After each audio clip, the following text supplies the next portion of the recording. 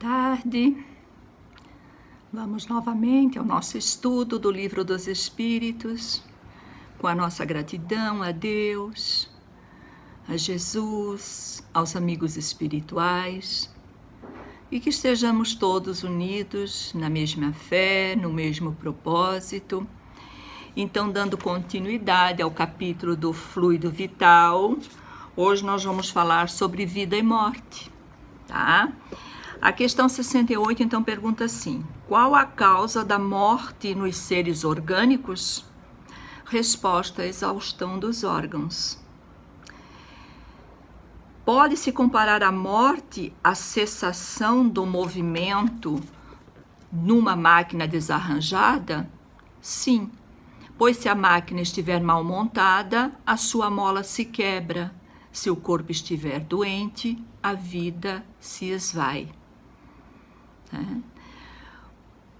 Questão 69. Por que uma lesão do coração, mais que a dos outros órgãos, causa a morte? Até pouco tempo, sempre a gente dizia, né, que o coração era o órgão mais importante e que havia morte quando ele parava de bater, como se ele fosse assim, o único responsável pela cessação da morte. Por isso Kardec fez essa pergunta. E eles responderam: o coração é uma máquina de vida, mas não é ele o único órgão em que uma lesão causa a morte. Ele não é mais do que uma das engrenagens essenciais. Então, claro que ele é um órgão muito essencial, porém é um conjunto, né? Se todos não estiverem funcionando bem, vão acabar lesionando o próprio coração, né? Se a nossa circulação sanguínea não está correta, não está bem, e cada órgão é responsável por ela, né?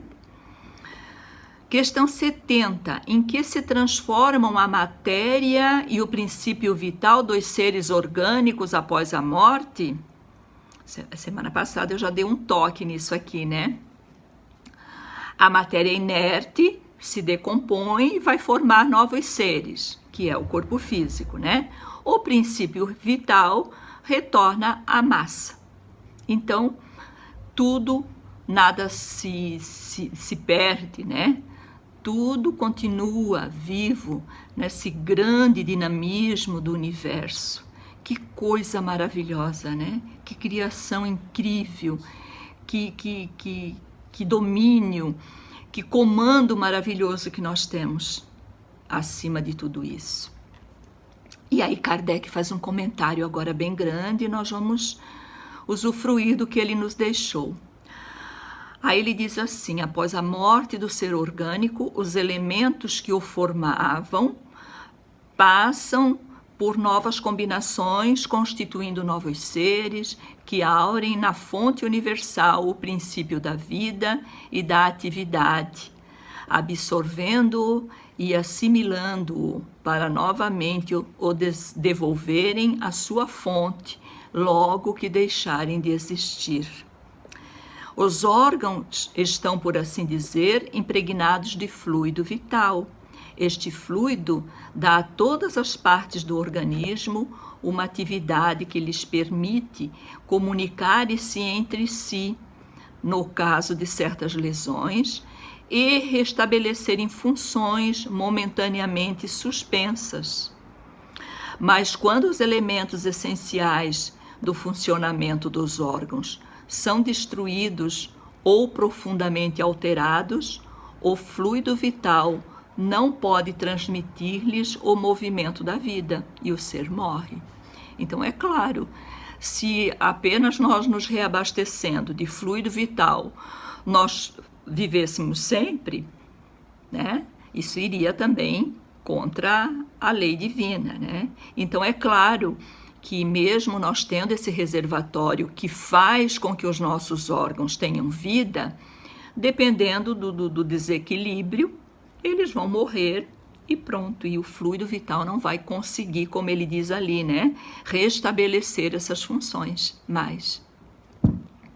Mas também nós sabemos de informação que às vezes a pessoa já está esgotada dos fluidos, mas tem uma necessidade de continuar aqui por mais uns dias ou meses ou até um ano, e que a espiritualidade então reabastece, né, esse reservatório para que haja mais esse tempinho de vida que às vezes é necessário, tá?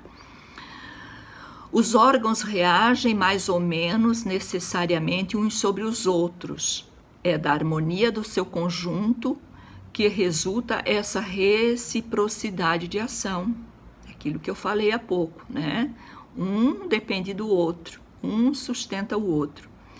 Quando uma causa qualquer destrói essa harmonia, suas funções cessam como o movimento de um mecanismo, cujas engrenagens essenciais se desarranjam, como um relógio gasto pelo uso ou desmontado por um acidente, que a força motriz não pode pôr em movimento. Então aqui ele vai dando alguns exemplos para nós entendermos melhor, né? Então, se uma peça de um relógio ou de qualquer elemento quebrar, ele não vai conseguir, né, fazer essa comunicação através dos outros órgãos. Temos uma imagem mais exata da vida e da morte num aparelho elétrico. Esse aparelho recebe a eletricidade e a conserva em estado potencial, como todos os corpos da natureza. Os fenômenos elétricos, porém, não se manifestam enquanto o fluido não for posto em movimento por uma causa especial. E só então se poderá dizer que o aparelho está ativo. Cessando a causa da atividade, o fenômeno cessa e o aparelho volta ao estado de inércia. Os corpos orgânicos seriam assim como pilhas de aparelhos elétricos, nos quais a atividade do fluido produz o fenômeno da vida. A cessação dessa atividade ocasiona a morte. A quantidade de fluido vital não é a mesma em todos os seres orgânicos. Varia segundo as espécies e não é constante no mesmo indivíduo, nem nos vários indivíduos de uma mesma espécie.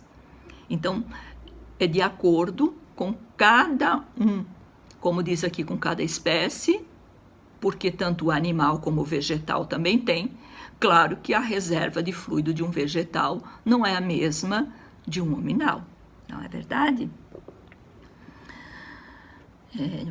Há os que estão, por assim dizer, saturados de fluido vital, enquanto outros possuem apenas uma quantidade suficiente. E é por isso que uns são mais ativos, mais enérgicos e, de certa maneira, de vida superabundante. A quantidade de fluido vital se esgota. Pode tornar-se incapaz de entreter a vida se não for renovada pela absorção e alimentação de substâncias que o contêm. O fluido vital se transmite de um indivíduo a outro. Aquele que tem em maior quantidade pode dá-lo ao que tem menos, e, em certos casos, fazer voltar uma vida prestes a extinguir-se. Então, nós, na doutrina espírita, utilizamos essa transfusão de fluidos através do passe magnético. É uma das maneiras, né, de estarmos doando um pouquinho daquilo que nós temos. Por isso, quando nós trabalhamos com passe, nós temos que ter um pensamento muito harmonioso, estarmos em prece, né, termos uma vida saudável, porque tudo isso faz com que a gente se recarregue de fluidos, né? Então, ao mesmo tempo que nós estamos doando, porque estamos fazendo um ato de amor, estamos com um pensamento muito no bem, nós estamos nos reabastecendo, tá? Então, a gente não vai ficando, não vai perdendo esse fluido, né? E mesmo que seja assim um trabalho muito desgastante, que a gente doe muito, mas após, quando a gente já faz um repouso, uma prece, um exercício de respiração, tudo isso nós vamos captando novamente, ok? Então, encerramos essa parte e agora vamos para o último tópico, que é inteligência e instinto. A inteligência, questão 71, é um atributo do princípio vital? Pergunta Kardec. Não, pois as plantas vivem e não pensam, não tendo mais do que a vida orgânica. A inteligência e a matéria são independentes, pois um corpo pode viver sem inteligência, né? Como dos vegetais. Mas a inteligência não pode manifestar-se por meio dos órgãos materiais. Somente a união com o espírito dá inteligência à matéria animalizada. Então, para que haja a inteligência, né? Ela se transfere a uma alma, um corpo animalizado, e então ele tem acesso, vamos assim dizer, né? E isso é um assunto também bem complexo, né? Falarmos sobre a inteligência e instinto. O instinto é mais simples, né? Mas a inteligência, inclusive no dicionário fala que a inteligência é a faculdade de conhecer, compreender e aprender. Então, quem tem essa capacidade tem inteligência, né? E hoje a gente já vê que não é só o homem que tem inteligência, né? Hoje já está comprovado que os animais, eles têm inteligência. Não é uma inteligência como a nossa, permanente, mas eles têm, assim, tipo, momentos onde eles pensam, né? Onde eles refletem, onde eles conseguem manifestar a sua vontade.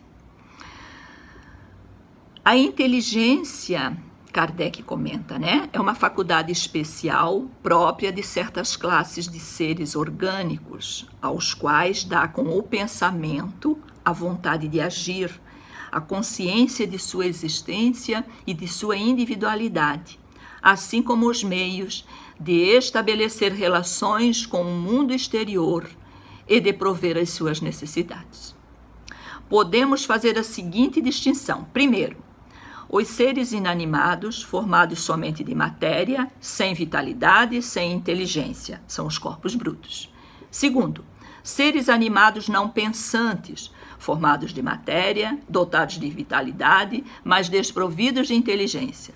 Terceiro, os seres animados pensantes, formados de matéria, dotados de vitalidade e tendo ainda um princípio inteligente que lhes dá a faculdade de pensar.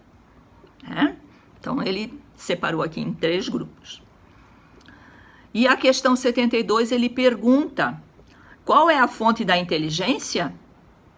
E ele responde, já dissemos, a inteligência universal. Então, veja, né? Como não é um fruto do nosso cérebro, né? Ela tem a fonte na inteligência universal. Então, isso para nós ainda é complexo demais, né? E aí Kardec continua na mesma pergunta. Poderíamos dizer que cada ser tira uma porção de inteligência da fonte universal e a assimila, como tira e assimila o princípio da vida material? E ele responde, isso não é mais do que uma comparação, mas não exata, porque a inteligência é uma faculdade própria de cada ser e constitui a sua individualidade moral. De resto, bem o sabeis, há coisas que não é dado ao homem penetrar, e esta, por enquanto, é uma delas. Então, não nos cabe penetrar ainda. Mas nós sabemos que está ao nosso alcance, né? Desenvolver essa inteligência. Sempre que nós nos dedicamos mais a estudar, a aprender, a colocar-nos em atividade, principalmente nas atividades morais, cada vez nós vamos conseguindo assimilar mais. De que forma nós assimilamos? Isso, como ele diz aqui, nós não sabemos. Mas nós sabemos que nós vamos assimilando esses recursos para podermos a atividade aumentar cada vez mais, né? O instinto é independente da inteligência? Precisamente não, porque é uma espécie de inteligência. Então, o instinto é uma espécie de inteligência. O instinto é uma inteligência não racional. Quer dizer, é uma inteligência que não pensa, né? Não passa pela razão. É por ele que todos os seres provêm as suas necessidades. Então, esse instinto ele é super importante nas nossas vidas, né? Questão 74. Pode-se assimilar um limite entre o instinto e a inteligência? Ou seja, precisar onde acaba um e onde começa o outro? Não, porque eles frequentemente se confundem, mas podemos muito bem distinguir os atos que pertencem ao instinto dos que pertencem à inteligência, né? Então, nós já sabemos disso, né? Porque o instinto, ele é mecânico, ele não é racional, a gente não pensa, né? Então, assim, tem instintos assim que a gente acha assim incrível. Por exemplo, o que eu acho mais incrível, assim, o bebê. Ele acaba de nascer, a gente que é mãe, né? Encosta no peito e ele já procura com a boquinha e vai ali naquele pontinho saliente e começa a sugar. Se agarra ali e começa a sugar. E o engraçado que eu acho interessante é que ele fica procurando onde é que está aquela partezinha saliente para poder ele pegar, né? Então, é uma coisa impressionante, né? Os instintos que nós temos de defesa, de preservar a nossa vida, de quando alguma coisa vem ao nosso encontro, de nós piscarmos para proteger o nosso olho, de levarmos a mão para nos defender. Então, isso tudo é o instinto. O instinto é incrível, né? E Kardec continua na questão 75. É acertado dizer que as faculdades instintivas diminuem à medida que crescem as intelectuais? Não. O instinto existe sempre, mas o homem o negligencia. O instinto pode também conduzir ao bem. Ele nos guia quase sempre, e às vezes mais seguramente que a razão. Ele nunca se engana. Então, o instinto, ele nunca se engana, né? Então, veja que coisa fantástica que nós temos aí. E aí ele pergunta ainda, né? Continua na mesma questão. Por que a razão não é sempre um guia infalível? Ela seria infalível se não existisse falseada pela má educação, pelo orgulho, o egoísmo. O instinto não raciocina. A razão permite ao homem escolher, dando-lhe o livre-arbítrio. Então, a razão poderia ser um guia infalível se nós não tivéssemos o orgulho, ainda a maldade dentro de nós, né? De pensar, de refletir e de procurar aquilo que é do nosso interesse próprio. Que muitas vezes ferimos com isso os interesses do outro, os direitos do outro. E aí Kardec faz um comentário. O instinto é uma inteligência rudimentar que difere da inteligência propriamente dita por serem quase sempre espontâneas as suas manifestações, enquanto as daquela, quer dizer, os da razão, né, são o resultado de apreciações e de uma deliberação, a inteligência racional. O instinto varia em suas manifestações segundo as espécies e suas necessidades. Todos os seres dotados de consciência e de percepção das coisas exteriores, ele se alia à inteligência, o que quer dizer a vontade e a liberdade. Então, o quanto que nós temos que cuidar com a nossa inteligência racional, fazer com que ela trabalhe em nosso proveito, em nosso benefício, e não que nos atrapalhe, que nos prenda ainda cada vez mais ao nosso primarismo, né?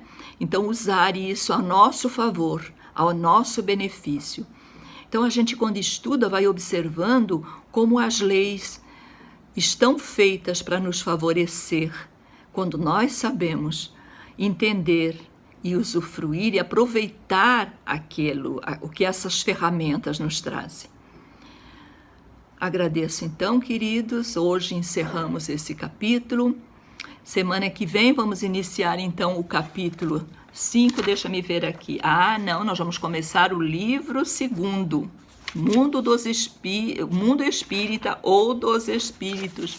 Vamos começar a falar dos espíritos, de nós mesmos, ok? Beijo grande, uma boa semana, fiquem todos com Jesus.